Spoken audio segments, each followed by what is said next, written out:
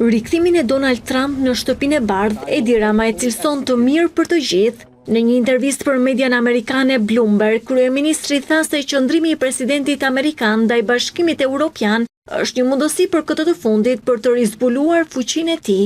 Kur Trump thot se Zoti e shpëtoi për ta bërë Amerikën sërish të madhe, ai tregon vetëm gjysmën e historisë, gjithashtu për të zgjuar Europën dhe për ta detyruar të reagojë.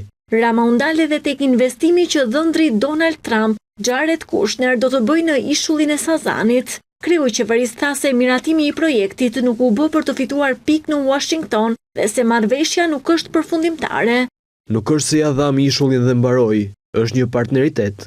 Mund të ecë më shpejt, mund të ecë më ngadalë, por varet nga dakordësia mes palëve.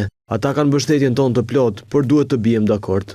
Është një privilegj të flas me Kushnerin dhe do të isha shumë i lumtur të quaj mik. Nuk e di nëse ai më quan mik, por unë e quaj mik.